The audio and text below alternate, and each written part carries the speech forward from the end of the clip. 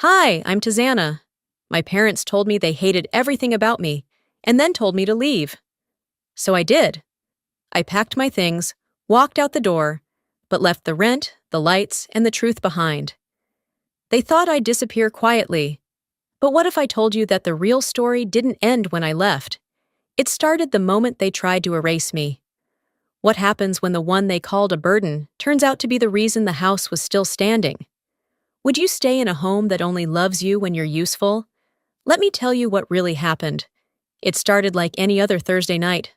Velda insisting we all sit for dinner, like some Norman Rockwell painting, though the food came from takeout boxes, and the silence was heavy enough to flatten a room. The chicken was lukewarm.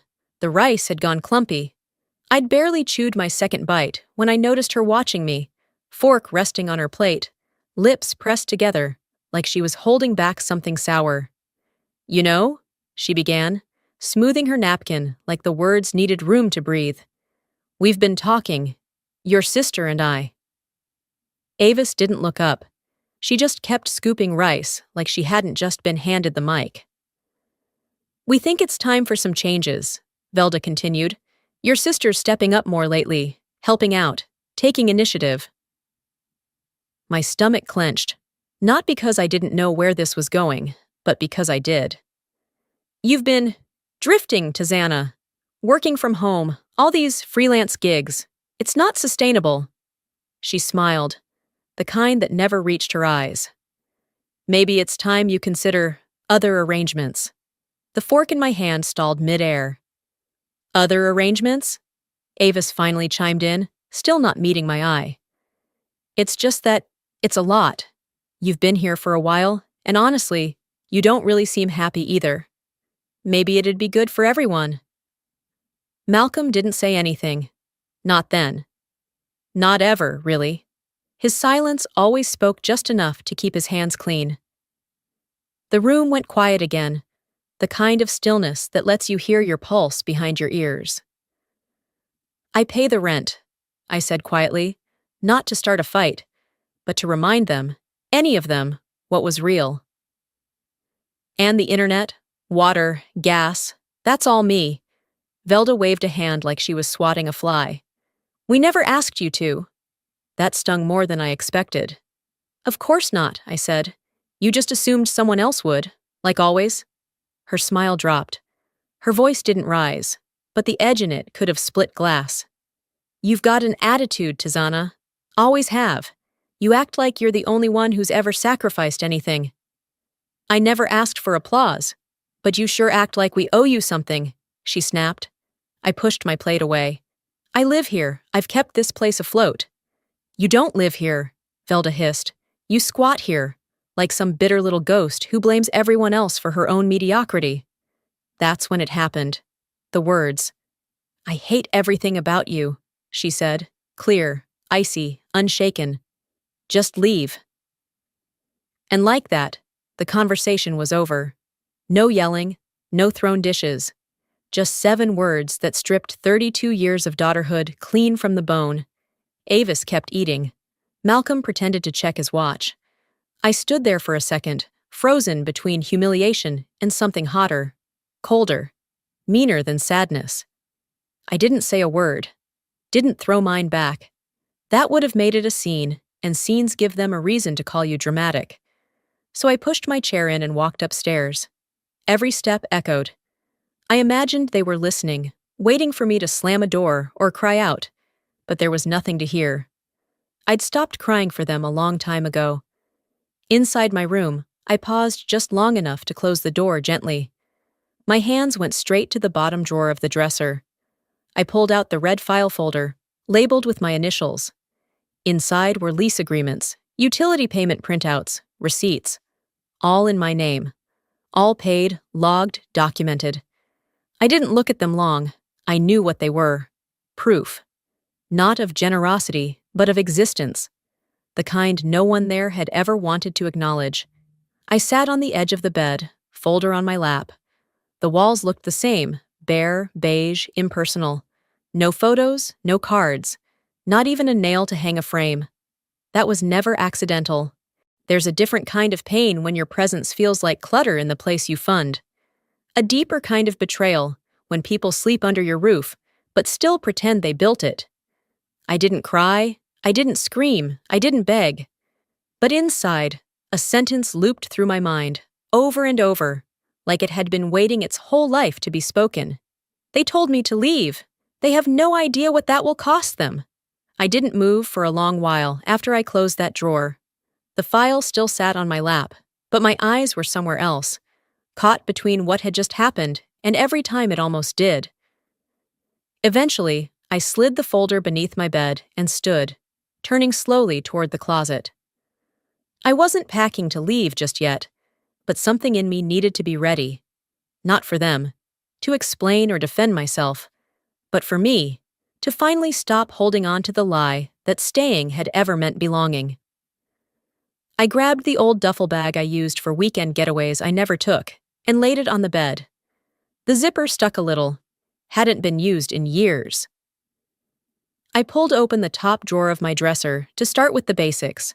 Socks, a few shirts, a cardigan that still smelled faintly like lavender from the last time I had peace. And there it was, tucked behind a faded bus pass and a cracked keychain from a forgotten beach trip, a folded piece of paper. My handwriting stared back at me in blue pen, crooked and small. "Happy birthday, Taz." I had written it to myself. I was 12. That year, I had pretended to be sick so I wouldn't have to go to school. Not because I felt ill, but because I didn't want to be the only girl in homeroom without a celebration, a balloon taped to her chair, or a name called over the intercom. I stayed home, curled on the couch, waiting for my mother to remember. Maybe she'd come in and ask what kind of cake I wanted. Maybe she'd call my name with a lit candle. She didn't. She walked past me 3 times that day. Never asked about the date, never looked twice. That night, she scolded me for not folding the laundry. When I first wrote that card, it was an act of hope. Now, it felt more like a case file, evidence from the first time I understood that love in my house came with conditions I'd never meet.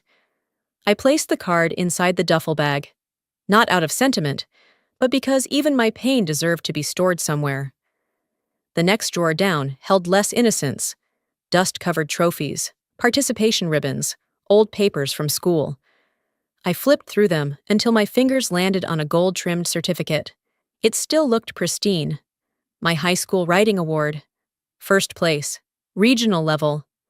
I had been 15. I remembered standing on that auditorium stage, the lights so hot they blurred the faces in the crowd. My teacher hugged me. My name echoed in the mic. My parents didn't show. Later that night, I laid the certificate on the kitchen table like an offering. I even folded a napkin beside it in case someone thought to celebrate. Velda walked by and gave it a glance. "Avis's calculus test was harder than that," she said. "We don't throw parties for every worksheet." I took it back to my room. Never framed it. Never mentioned it again. Now, as I held it in my hands, I wasn't angry. I was exhausted. Exhausted from trying to matter in a place that only knew how to measure worth by comparison. Avis always checked the boxes. Math awards, stable job, mild temperament. I was the jagged piece that didn't fit, no matter how long I stayed pressed into their mold. I folded the certificate gently and slid it behind the birthday card. Outside, the light had shifted. The house had that creaky silence it always got just after 9 p.m. When the dishes were done, the TV mumbled in the other room, and no one thought to knock before barging in. I sat back on the edge of the bed.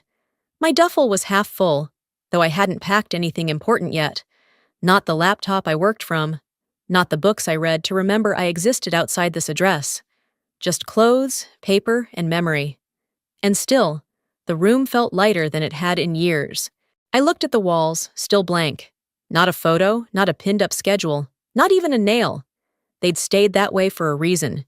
You don't decorate a space you know can turn on you. I ran my hand along the nightstand, wiping away a thin layer of dust. I had nothing here with my name on it.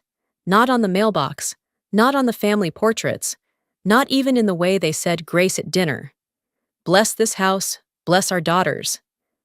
Daughters, plural. I guess that made me invisible by default. But tonight, packing quietly in my own room, after being told to leave a house I paid for, I wasn't invisible. I was done.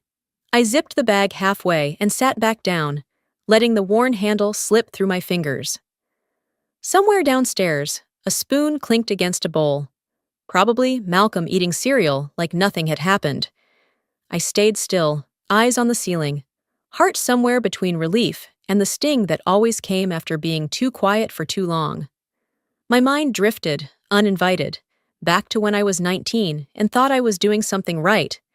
It was a Saturday. I just closed up Cafe Indigo, still wearing the apron with coffee stains on the hem. I remember walking the 6 blocks home, backpack slung over one shoulder, my shoes soaked from someone's dropped iced mocha, and my wrists aching from lifting too many trays. All I wanted was a sandwich in 10 minutes, without anyone asking me for anything. I stepped inside and immediately saw them. 3 empty plates on the counter, the TV flashing muted reruns, and Velda at the sink, scrubbing a pan that didn't look dirty. She turned just enough to notice me. "It's midnight. What decent girl comes home this late?" I dropped my keys in the dish by the door. "We had a rush. Closing took longer." "Or maybe you were off with some boy?" She said it flat, like it wasn't even a question. "We didn't raise you to hang around cafes and flirt for tips." I blinked. The words hit in that specific cold way only family could manage, straight through the chest, but without enough force to stop you from standing. I didn't bother explaining that I'd stayed late to help a coworker cover their shift, or that I needed the hours to cover the gas bill that showed up with my name on it every month. Malcolm glanced at me from the couch and turned back to the game. Avis looked up from her phone long enough to smirk, then back down like she'd seen enough. I went to bed hungry that night, not because there wasn't food in the house, but because I couldn't swallow the way they spoke to me. 2 months after that, the envelope came. White, crisp, with a gold-embossed return address. University of Oregon, Creative Writing Department. I got in. Partial scholarship, a real shot. I opened it in my room, read it twice. My hands shook so badly I had to sit down on the floor just to breathe right. When I finally showed it to Velda, she scanned the page like it was a receipt for something she hadn't ordered. "And who's going to get your father to his checkups? Who's covering the cable bill while you're chasing poems?" she asked, waving the paper. Avis chimed in from the hallway. "If anyone should get out of here first, it's me. But I stay. For them." That word, them. Like I was something outside of the unit, a visitor, a detour. I folded the letter without another word and tucked it inside the same drawer as my old certificate. It joined the growing pile of almosts, nearlies, and not quite yets I'd been collecting since I was 12. Back in the present, I found that envelope again while packing, still smooth, still unread beyond that first night. I didn't cry this time either. I placed it beside my books, not because I hoped to use it now, but because it was part of my history. Not the proud kind, but the kind you keep to remind yourself of who you were before they edited the story. The room was nearly packed by now. I sat on the bed again, shoes off, lights dimmed. The air was warm and still. I could hear Velda on the phone downstairs, her voice slicing through the quiet like it always did. She was probably telling someone how exhausting it was to deal with me. "You know how Tazana is," I imagined her saying. "She takes and never thinks about what we've done for her." What they'd done was make sure I never felt safe enough to plan too far ahead. I ran my hand over the top of my duffel, brushing away lint that didn't matter. Not now, not anymore. Being needed had cost me a version of myself I was just starting to reclaim. I didn't leave that house because of one fight, one insult, one dinner. I left because, for years, I had been everything they required, and still, somehow, not enough. By sunrise, the silence in the house felt heavier than usual. Not the kind that comes with peace, but the kind that follows a decision no one wants to say out loud. I'd packed most of my things the night before, though I left the duffel zipped shut and tucked it under the bed. Leaving, I realized, wasn't just about walking out. It was about being done explaining why I stayed. I heard Velda's voice coming from the kitchen just past 8 a.m. as I stepped into the hallway. She wasn't trying to whisper. "She just sits around and types all day," she said flatly. "Doesn't cook, doesn't clean. What exactly is she contributing anymore?" Avis answered like she was agreeing with the weather. "I've been thinking the same. Maybe I should start handling more of the bills. At least someone responsible will be involved." I stood there for a second. Then I turned, walked into the kitchen, and without a word, opened the drawer next to the sink. 3 thick envelopes, each stamped and dated, came out clean. I placed them on the table between Velda's mug and the half-eaten banana she always forgot about. "Electricity, gas, internet," I said quietly. "All in my name, all paid, every single month." Velda didn't touch her coffee. Avis raised her eyebrows, but said nothing. "I'm not sitting around. I've been working from home and covering what no one else even notices." I didn't raise my voice, but the edge in it wasn't dulled. Avis let out a short, awkward laugh. "We just assumed Dad handled that." Malcolm, standing by the toaster, pretended not to hear a word. I turned and walked back to my room. I didn't slam the door. There was no need. By late afternoon, I was scanning documents, everything from rent transfers to receipts for roof repairs I'd quietly covered last spring after the leak. I'd spent hours on hold with contractors, paid in full, and never once asked for reimbursement or credit. That was the point, wasn't it? Being quiet, being useful, being forgettable. I opened the same drawer that held the envelope from Oregon, slid everything else beside it, and then pulled out a small flash drive from my desk, labeled it contingency. If they wanted to keep pretending I was the burden, they'd have to do it without the paper trail saying otherwise. I didn't confront Velda or Avis after that morning. Instead, I watched them move through the house like I'd vanished, like my voice at breakfast hadn't echoed down the walls. The day passed in that weird, stagnant way some days do. Not fast, not slow, just waiting. And then, later that evening, as I passed the fridge to grab a glass of water, Velda looked up from her crossword and asked without blinking, "Could you grab groceries tomorrow? Milk, eggs, that gluten-free cereal your sister likes." I nodded. I didn't argue, but I didn't forget. That night, I opened a new spreadsheet and began itemizing. Gas, internet, water, house repairs. I cross-checked each with bank records, printed proof, scanned every receipt. I wasn't going to let them rewrite history again. My room became more than just a place to sleep. It turned into my archive. Every forgotten expense, every silent thank you that was never said, every ounce of labor they attributed to someone else. I cataloged it all. And still, it didn't feel like revenge. It felt like truth. Finally written in ink instead of swallowed whole. Of course, that wasn't the first time I'd been erased. Last year, when Velda had surgery, just a routine outpatient procedure, I was the one who drove her to the hospital at 6 a.m. I waited alone in the hallway for 5 hours, picked up her prescriptions, made sure she had soup in the pantry, helped her upstairs without once being asked. 3 weeks later, a hospital satisfaction survey arrived in the mail. It was addressed to Avis. When I mentioned it, Velda shrugged. "You were just there because Avis had to work. She's the one who takes care of things." I didn't say anything then, but I started saving receipts after that. All of them. That wasn't about money. It was about memory, about having a record when they eventually tried to make me disappear again.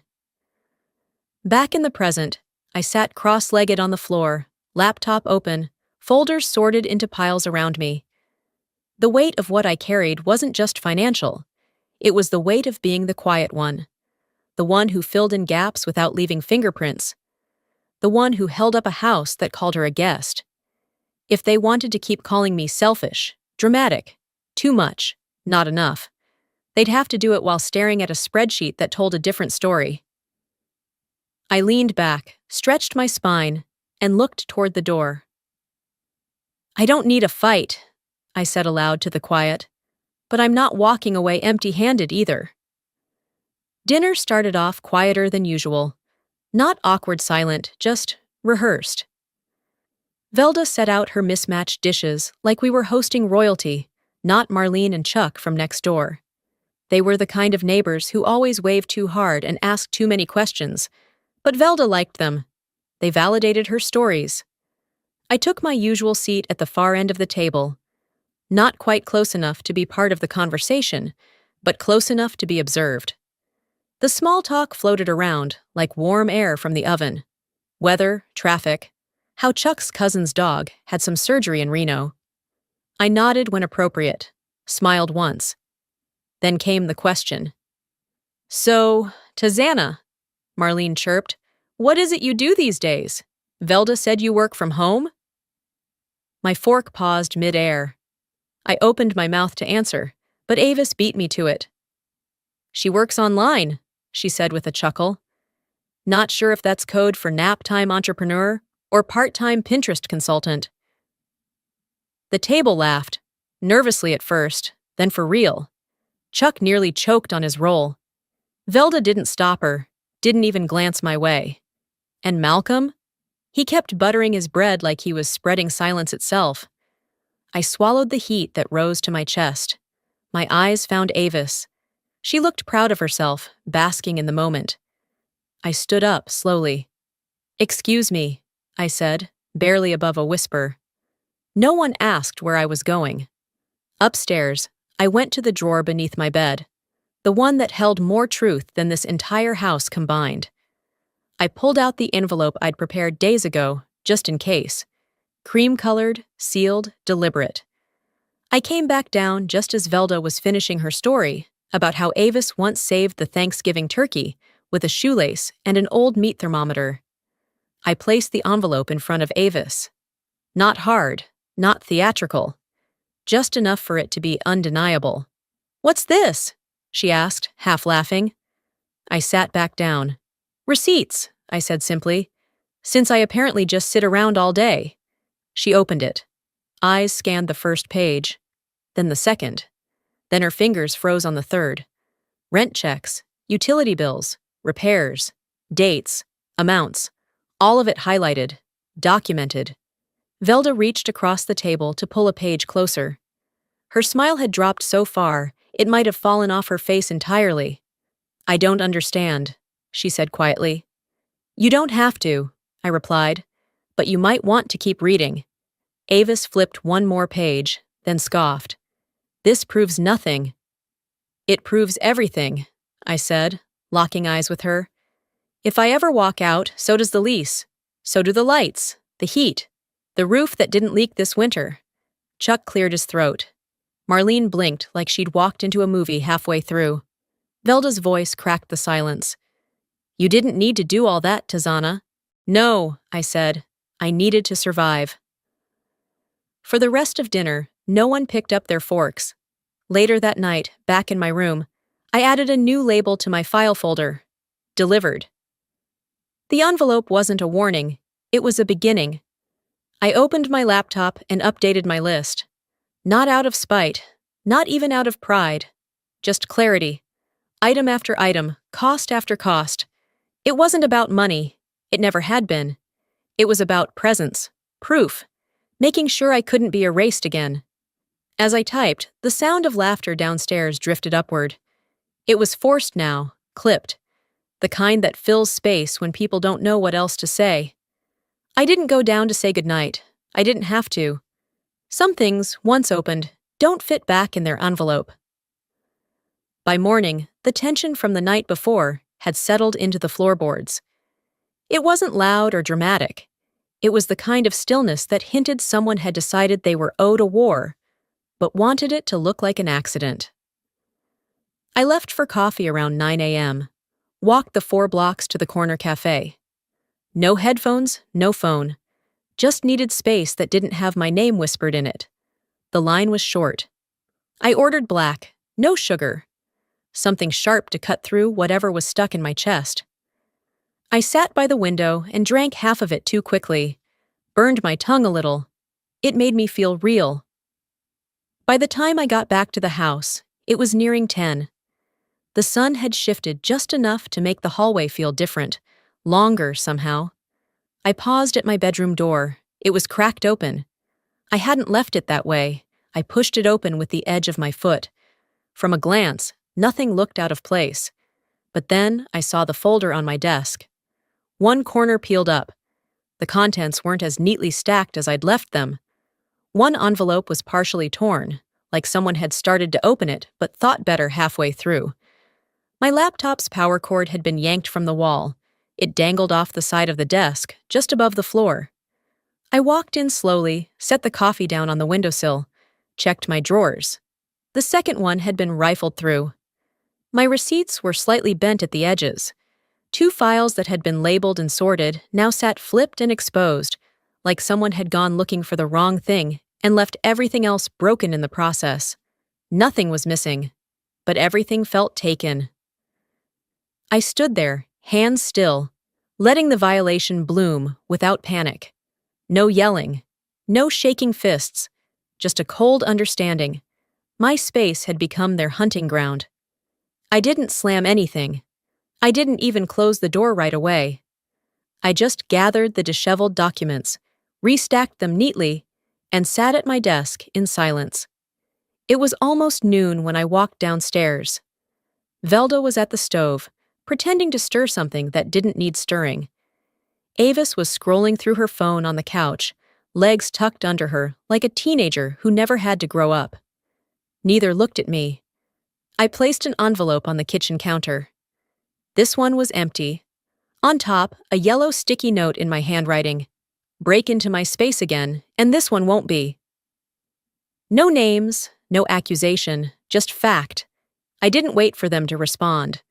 I walked back upstairs, each step measured, not rushed, not casual. Just enough to make sure they knew I'd seen what I'd seen. By evening, I'd changed every password. Cloud access, disabled, local backups, removed, the shared Wi-Fi. I left it untouched for now, but scheduled it for cancellation with the rest. 2 weeks.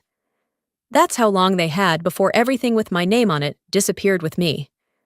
I encrypted my hard drive, stored everything critical onto an external unit labeled Backup Year May.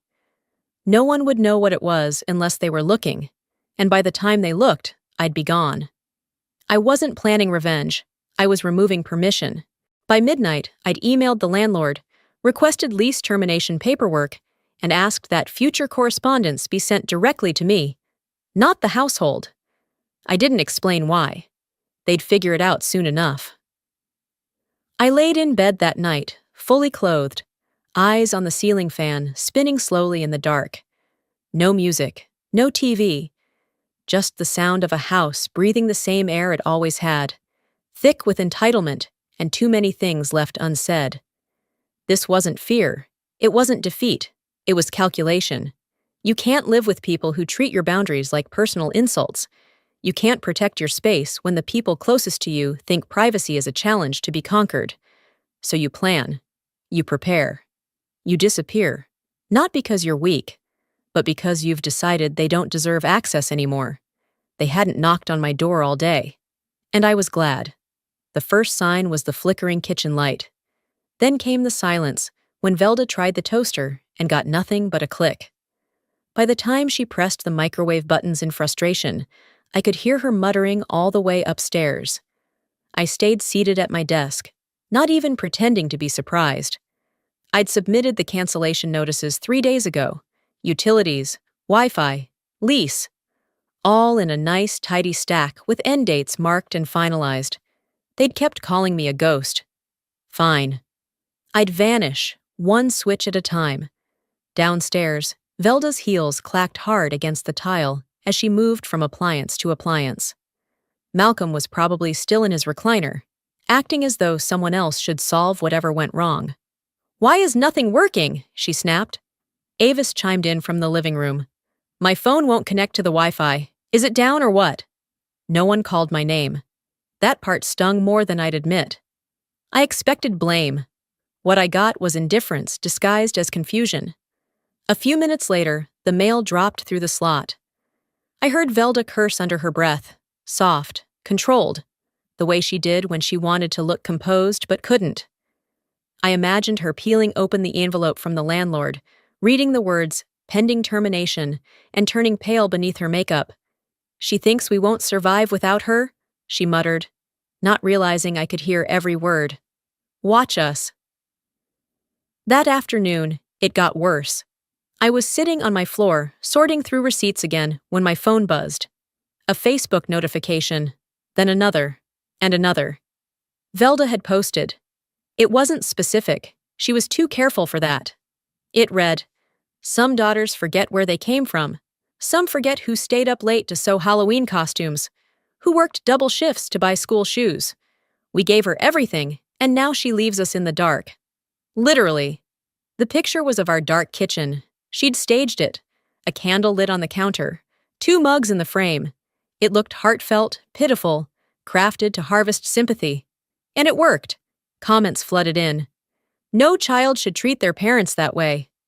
Breaks my heart to see how kids are these days. You deserve better. God sees you." Then Avis shared it with her own caption. "We don't deserve this. But maybe that's the lesson."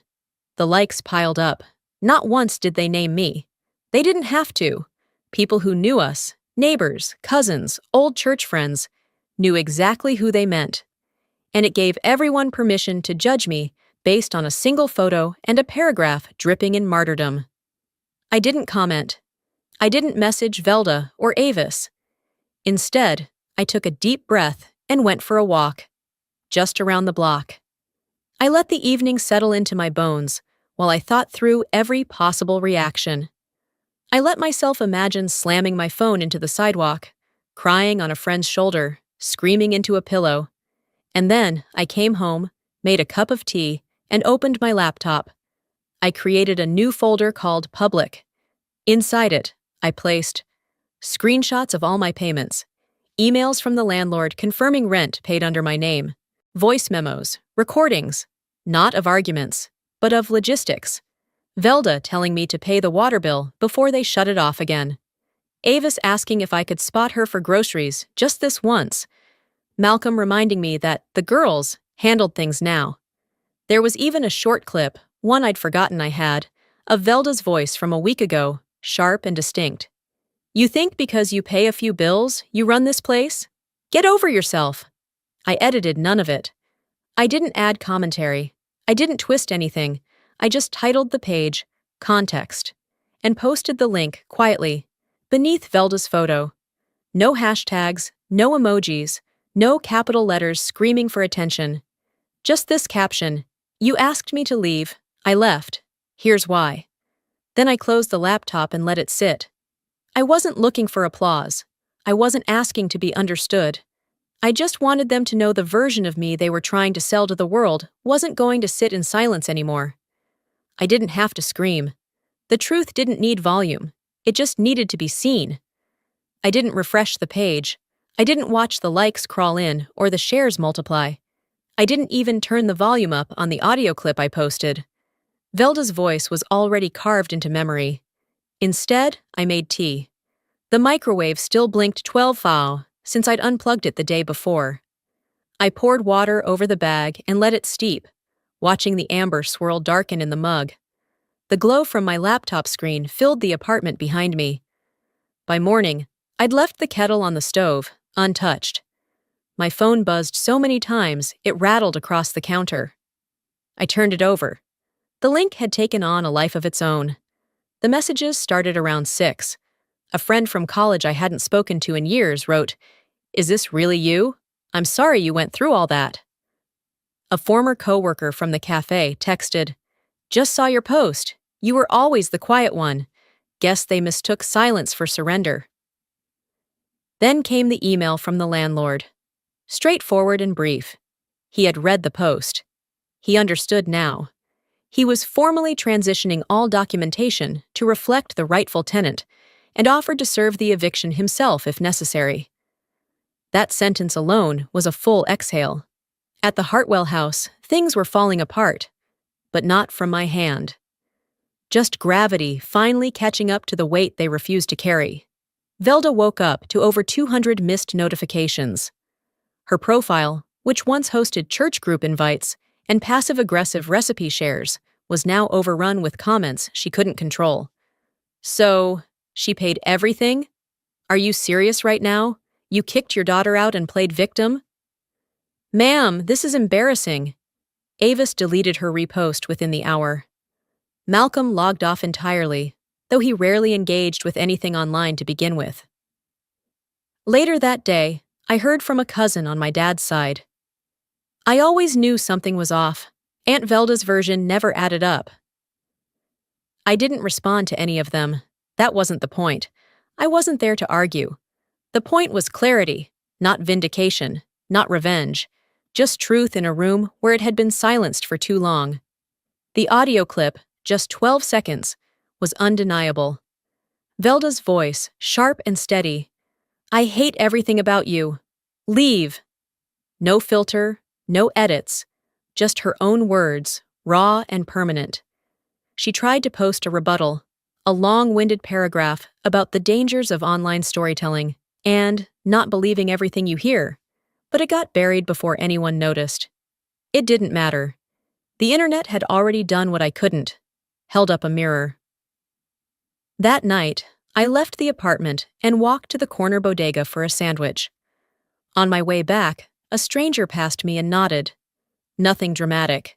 Just that slow, familiar recognition of someone who'd seen something and silently said, I get it. I slept well for the first time in weeks. A few days later, I was invited to speak on a podcast about adult estrangement and family trauma. I hesitated at first. I didn't want to become someone else's cautionary tale. But then, I thought about all the women like me, women who stayed too long, said too little, paid too much, and left with nothing but bruises no one could see. So I went. The studio was tucked behind a bookshop, warm, worn in, full of the scent of paper and coffee. The host greeted me with a hug and a tea I didn't ask for, but she got it right. Earl Grey with a splash of almond milk. We didn't start recording right away. She let me settle in. When we did begin, she asked gently, Why didn't you fight harder to be loved? I didn't pause. Because some fights aren't worth the bruise, I said. And some people only love you in the shape they need you to be. I stepped outside that shape. They didn't follow. She nodded. Quiet. No rush to fill the silence. I told my story, not to rewrite the past, but to remind myself that I was never crazy for feeling unwanted. I was never selfish for needing peace. This isn't about revenge, I said near the end. It's about record-keeping, about making sure I don't have to explain myself ever again to people who decided who I was before I had the chance to. I didn't cry. Neither did she. When we finished, she thanked me and said, Your voice doesn't shake. That's rare. I had to shake for years, I told her. Now it's their turn. When I stepped out of the podcast studio, the sky had already turned that late evening shade of gray-blue, soft enough to make the city look kinder than it really was. The streets were calm. No one recognized me. I liked it that way. 2 weeks passed. I didn't post again. I didn't need to. One morning, as I was slicing apples for breakfast, an email arrived from an address I didn't recognize.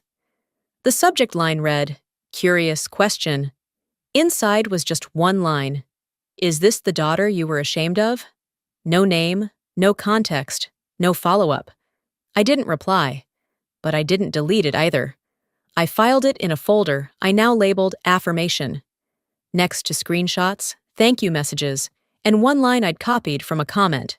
Your silence was strength. They mistook it for guilt.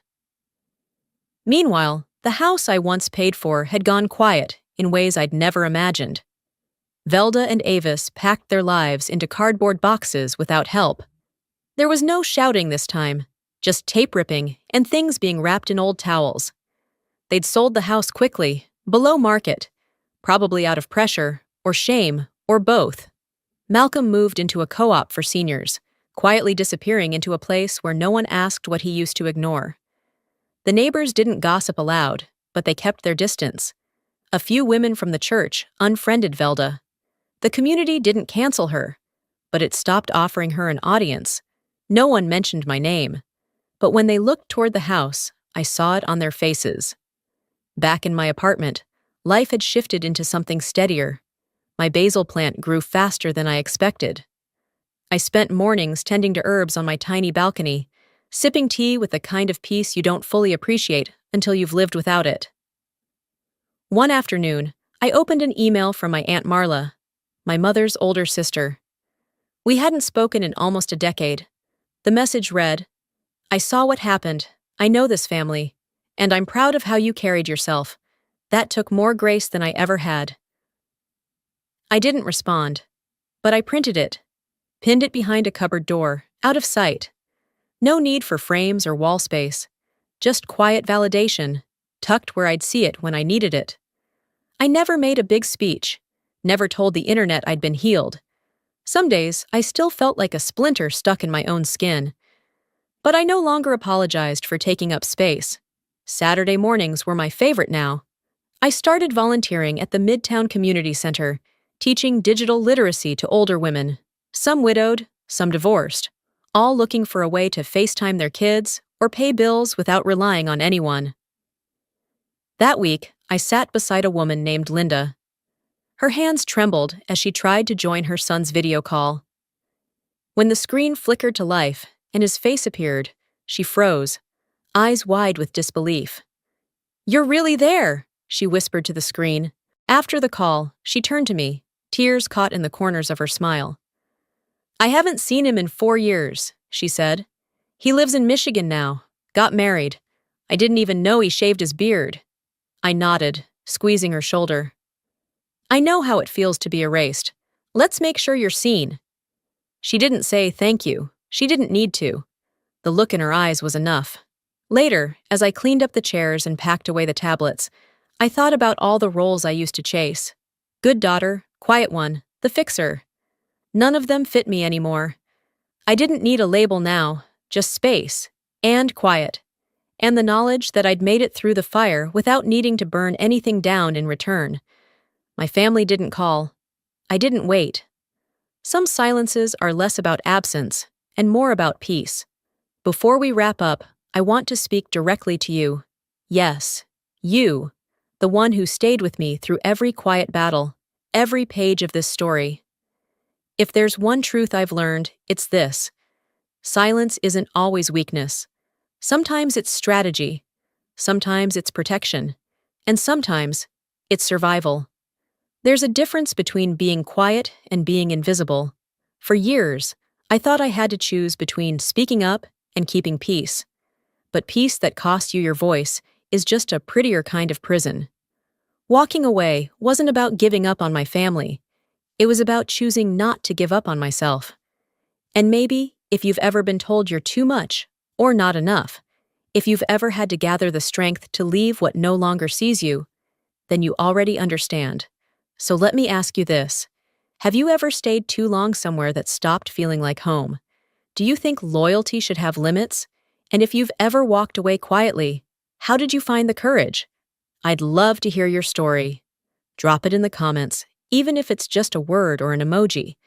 And if this story spoke to you, if it stirred something inside your heart, leave a comment with a 1, or let me know what city you're watching from. If you didn't connect with the story, I want to hear that too. Tell me what missed and where you're tuning in from. This space is for real conversations, and I read every word. If you'd like to hear more true, human stories that speak to the heart, don't forget to subscribe to the channel and turn on notifications so you never miss a chapter.